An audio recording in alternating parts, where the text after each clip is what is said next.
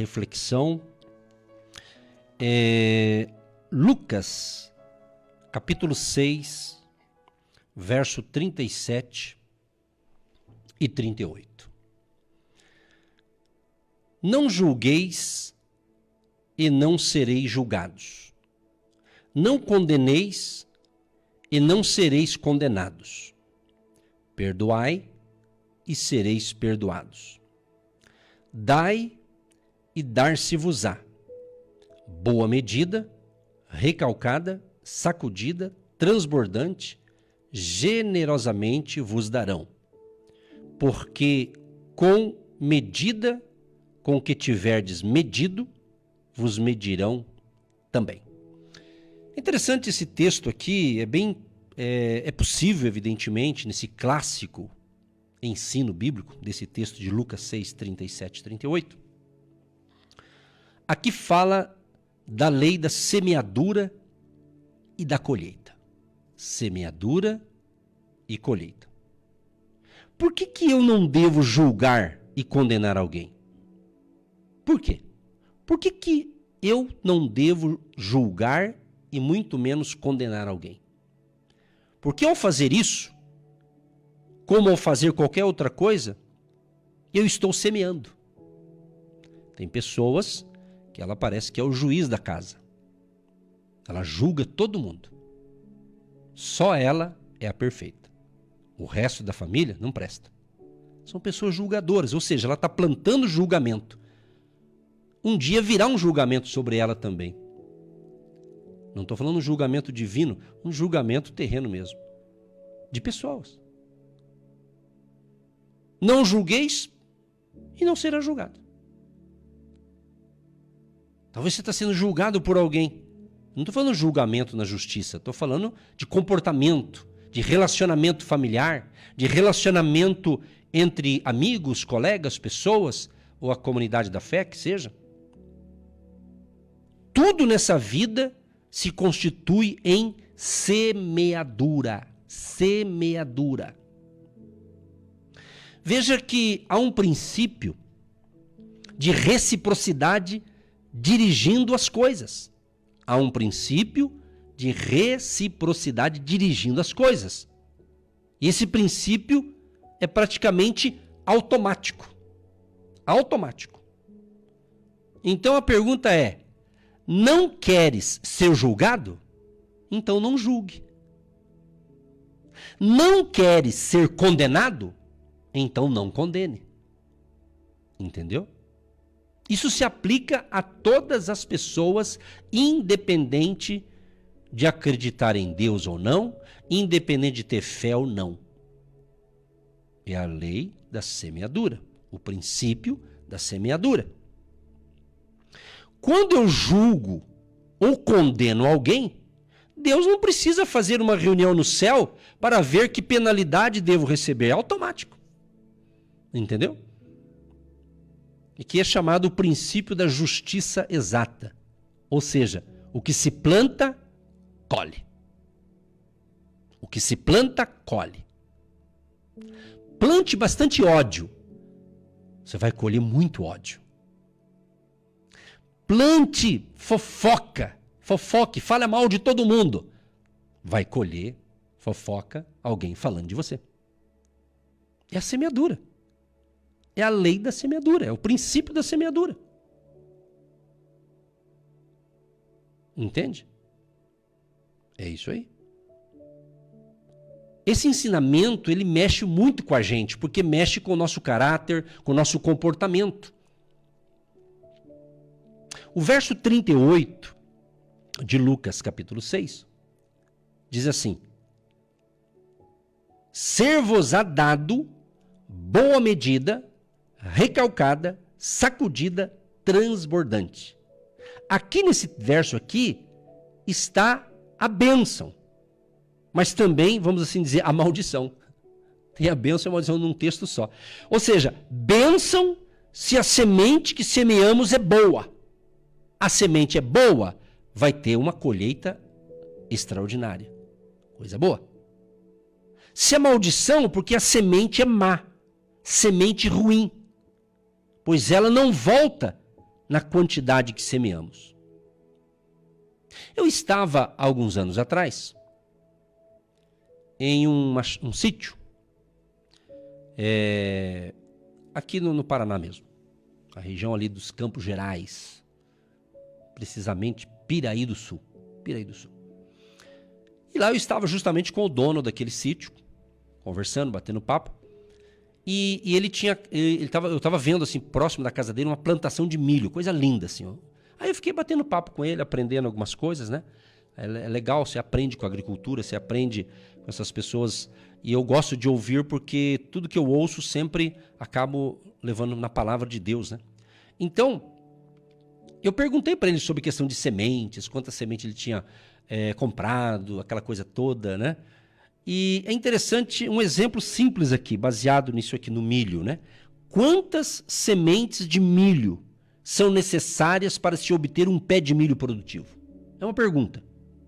Quantas sementes de milho são necessárias para se obter um pé de milho produtivo? Resposta: 3 ou 4 sementes, dizem os entendidos. Eu não sou entendido, mas eu perguntei para alguém que entende. De 3 ou 4 sementes. De 3 a 4 sementes.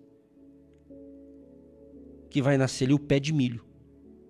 Só que nasce o pé de milho com várias espigas. Vai vendo aí como a colheita é sensacional. Por isso que temos que se policiar com aquilo que a gente anda semeando. Claro, vou fazer uma pequena ressalva aqui, né, para ficar mais leve. Não quer dizer que tudo que eu passo, que você passa, que alguém está passando de ruim, não quer dizer que tudo é fruto de uma semente ruim que você plantou. Vamos deixar claro isso, tá? Entende? Mas tem coisas que sim. Olha que interessante esse negócio. Pois bem, ficando aqui no exemplo do milho. Pois bem, e o quanto essas sementinhas nos devolvem? Se ele plantou 3 ou 4 sementes, olha só que interessante. Um pé de milho,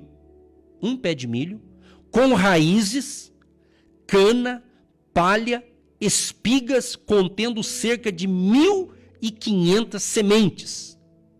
E de brinde vem sabugo, a flor, as folhas e às vezes até umas lagartas verdes de brinde. Quem é dessa área deve estar rindo, né? Você viu aqui? Você viu, meu amado? 1.500 sementes em um pé de milho, é possível? Pelo menos eu peguei informação de quem entende, pelo menos. Estou dando dados que não foi eu que inventei, mas eu fui pesquisar, né? Você entendeu? Um pé de milho com raízes, cana, palha, espigas. Você está entendendo? Sabugo, flor, quer dizer, você vê como é que é o negócio? Que coisa sensacional. Pensa nisso. Você vê que a tua semente, cada semente tem um nome, não é verdade? A semente. Tem vários tipos de semente. Aí meu amigo, tem semente para tudo quanto é tipo de... Aqui eu estou dando um exemplo do milho, mas eu estou falando de sementes de vida. Palavras negativas são sementes. Né? Às vezes o teu casamento não está lá aquelas coisas, vamos assim dizer, não está muito bacana em alguma área, não está legal. Aí você começa ainda a plantar semente ruim no casamento. Nosso casamento está ruim, não vai dar certo e tal. Você está só plantando coisa ruim. Você tem que pare, stop. Ore, peça ajuda espiritual, converse, dialogue, porque não adianta o marido ficar jogando semente ruim de raiva, a mulher dar o troco com outra semente ruim de raiva. Traduzindo, ambos vão ter problemas. Mas eu posso aplicar isso aqui em outras áreas também. Tem tantas áreas, né? Creio que todos concordam que estamos tratando de um assunto muito sério. Isso que eu estou falando é muito sério. Isso aqui não é é muito sério esse assunto aqui. Porque às vezes tem gente que fala assim, nossa, eu oro tanto. Eu oro, eu faço, e começa a fazer uma escala de valores que ela pratica, achando que eu faço isso, faço aquilo outro, entendeu? Amém, glória a Deus, pode ser que você esteja fazendo coisas certas, mas talvez também esteja se contradizendo na prática, no dia a dia. No dia a dia, você talvez esteja contradizendo aquilo que você recebeu de Deus e está plantando semente ruim. semente da maldade, semente da traição. Quem trai será traído. Semente da traição, semente da mentira, semente do ódio. Eu não falei que tem um monte de semente? Estou falando só semente ruim, né? Mas tem a semente boa, a semente do perdão, a semente da misericórdia, a semente, né, do favor, a semente do amor e outras sementes. A Bíblia diz que Satanás, o Deus aqui com letra minúscula, Satanás, o Deus deste século, cegou o entendimento das pessoas. Entendeu? Está escrito aqui, ó. Separei aqui em 2 Coríntios 4:4. Nos quais o Deus desse século cegou os entendimentos dos incrédulos, para que lhes não resplandeça a luz do evangelho da glória de Cristo, o qual é a imagem de Deus. Então veja bem, olha o drama do século. O diabo cega, Deus ilumina. Oh, glória. Entendeu? Então vamos começar a plantar sementes boas. Por exemplo, na área financeira. Você está constatando, vamos supor que você faz um balanço da tua vida financeira e percebe, isso não é negativo, mas você faz um balanço e fala, pera lá, eu ganho tanto, mas estou devendo aqui, aqui e acolá. Estou com dívida aqui, ali e acolá. Ou seja, você coloca numa folha, num caderno, numa agenda, ou no seu computador, você faz uma planilha ali e coloca ali como é que está a sua questão financeira. Então você diagnosticou um problema. Isso não é negativo, isso é o óbvio. Bom, eu diagnostiquei, estamos devendo tanto. Ok? Então agora vamos resolver esse problema, vamos começar a profetizar. Em nome de Jesus, profetiza. Eu vou sair dessas dívidas. Deus vai me ajudar a resolver esse problema. Talvez você vai conseguir ter um trabalho e Deus vai te dar mais um outro emprego, um reforço, para você ter uma renda extra para acertar aquele compromisso. Ou seja, então, é aqui, você tem que pensar coisa boa, plantar coisa boa. Agora, se você está enfrentando um problema financeiro e você fica falando assim, tá vendo? Eu vou morrer na miséria. Eu não vou sair dessas dívidas. E começa até a falar algum palavrão, ou seja, você está semeando coisa ruim no teu diagnóstico. Na área da doença, a pessoa fez um diagnóstico, o médico fez uns exames lá e tal, e constou que você está com um problema em tal área, em tal parte do seu corpo. Então, houve um diagnóstico. O que vai acontecer? Vai existir um tratamento, não é verdade? Dentro da medicina. Mas vamos crer que Jesus, ele é o médico dos médicos, ele vai te curar. Ele pode curar sem a intervenção médica ou com a intervenção médica, das duas maneiras. De qualquer forma, precisamos da bênção de Deus. O que eu estou te ensinando? Que existe o princípio da semeadura. Palavras têm poder.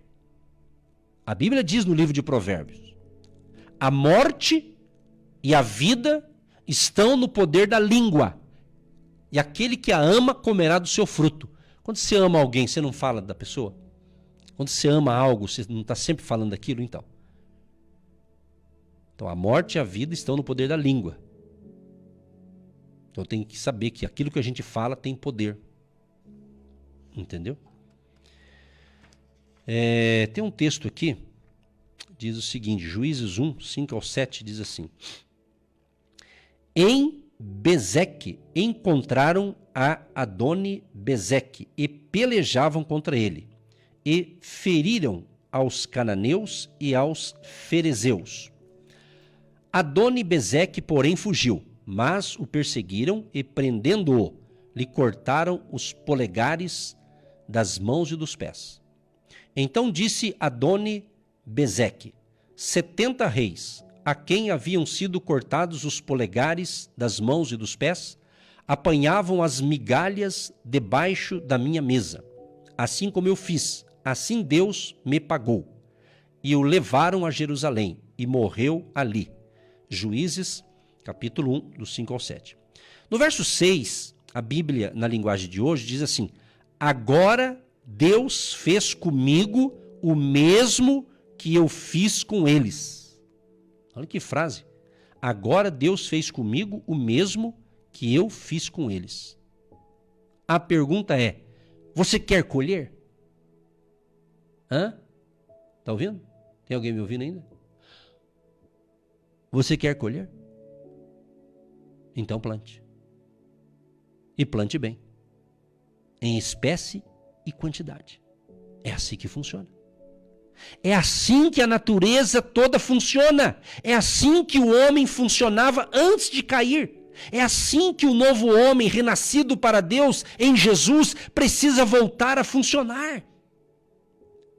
Para obter os resultados que deseja, a exemplo da natureza.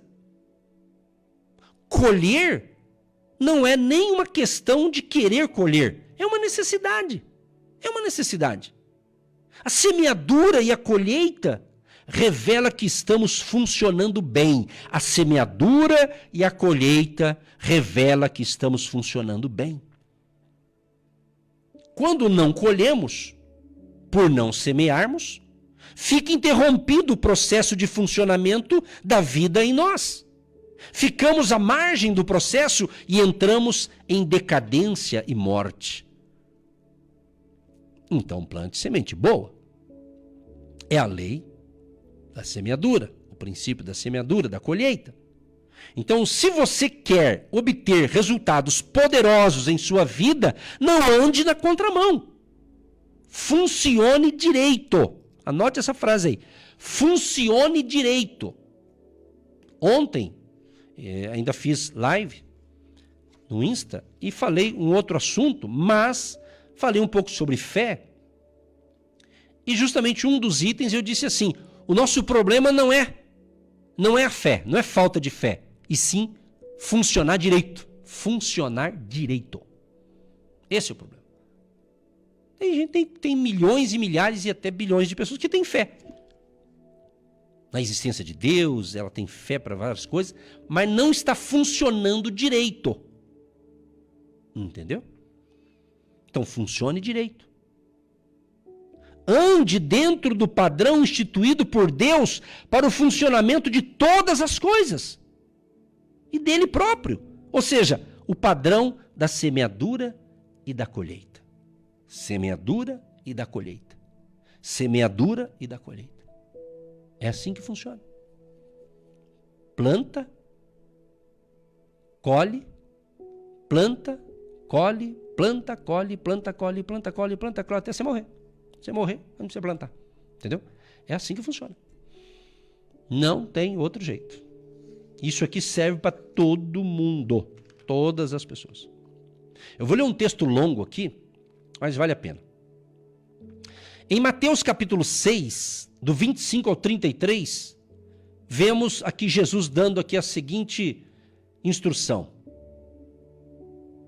Por isso vos digo, não andeis ansiosos pela vossa vida, quanto ao que haveis de comer e beber, nem pelo vosso corpo, quanto ao que haveis de vestir. Não é a vida mais do que o alimento, e o corpo mais do que as vestes? Observai as aves do céu. Observai as aves do céu, as aves. Não semeiam, não colhem, nem ajuntem celeiros, contudo vosso Pai Celeste as sustenta. Porventura não valeis vós muito mais do que as aves? Qual de vós, por ansioso que esteja, pode acrescentar um côvado ao curso da sua vida? E por que andais ansiosos quanto ao vestuário? Considerai como crescem os lírios do campo. Eles não trabalham nem fiam. Eu, contudo, vos afirmo que nem Salomão, em toda a sua glória, se vestiu como qualquer deles. Ora, se Deus veste assim a erva do campo, que hoje existe e amanhã é lançada no forno, quanto mais a vós outros, homens de pequena fé? Portanto, não vos inquieteis dizendo, que comeremos, que beberemos, ou com que nos vestiremos? Porque os gentios é que procuram todas essas coisas, pois vosso Pai Celeste sabe que necessitais de todas elas. Buscai, pois, em primeiro lugar o seu reino e a sua justiça, e todas estas coisas vos serão acrescentadas. A Bíblia, na linguagem de hoje, no verso 33, ela diz assim: portanto, ponham em primeiro lugar nas suas vidas o reino de Deus e aquilo que Deus quer, ou seja, a sua justiça, e ele lhes dará todas as outras coisas. Então, esse verso 33 de Mateus 6:33 é fatal. Busquem o reino em primeiro, não em segundo, nem em terceiro, nem em quarto, nem em quinto, primeiro. Busquem o reino em primeiro lugar. E adaptem-se ao estilo de vida do reino, ao padrão do reino, e então as demais coisas, ou seja, todas, vos serão acrescentadas. Agora, qual é o padrão do reino? Do reino de Deus? Vamos parar para pensar um pouquinho. Pense. Qual é o padrão de funcionamento do reino de Deus? E dele próprio, do próprio Deus. Qual que é o padrão? Como é que funciona? Está aqui a resposta. É o padrão da reciprocidade ou da semeadura e da colheita.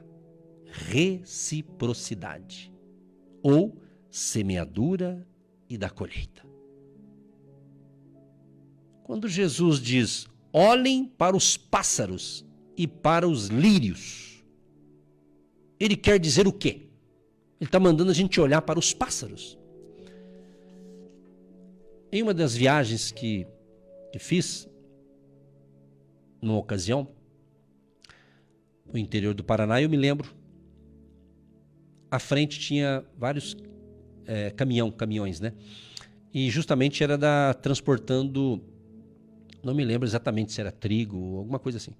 Só sei que estava cheio e de vez em quando escapava algumas sementinhas e caía no chão, a gente dava para perceber. Se você ficasse próximo do caminhão, tinha um risco de bater no carro, né? Aquelas sementinhas. Eu fiquei pensando, olha que interessante, daqui a pouco vem um pássaro e pega aquela semente. Interessante, né? Interessante Jesus mandar a gente olhar para os pássaros, os passarinhos. Eu moro próximo de um parque aqui em Curitiba, local de fazer caminhada, lugar bonito, aqui em Curitiba tem muito disso. E às vezes quando eu vou lá fazer uma caminhada, fico refletindo e vendo lá os passarinhos, os pássaros, a alegria deles, cantando. Que maravilha, aí vem tudo isso na mente. Então Jesus utilizando a natureza, os pássaros e também ele fala os lírios. Então quando ele está dizendo, olhe para os pássaros, olhe para os lírios, o que ele está querendo dizer com isso para mim e para você? Na verdade, ele está dizendo o seguinte, anota aí, ele está dizendo isso aqui, ó. Vocês querem viver bem? Vocês querem viver bem? Olhe então para a natureza, que por funcionar direito, recebe de graça aquilo pelo que vocês correm feito loucos. É mole? Quer mais? Uau, hein? Que coisa sensacional. Muito boa essa palavra. Muito boa. Jesus está dizendo isso. Olhem para os pássaros, olhem para os lírios. Traduzindo? Vocês querem viver bem? Então faça como a natureza. Funcione direito. Faça a coisa certa. Faça a coisa correta. Que você vai colher. Coisa boa. Fechou? Gostou? Dá um like. Glória a Deus. Maravilha. Oh, que maravilha, hein? Glória a Deus, hein? Eu creio que você entendeu a palavra. Anota essa palavra aí. Reciprocidade.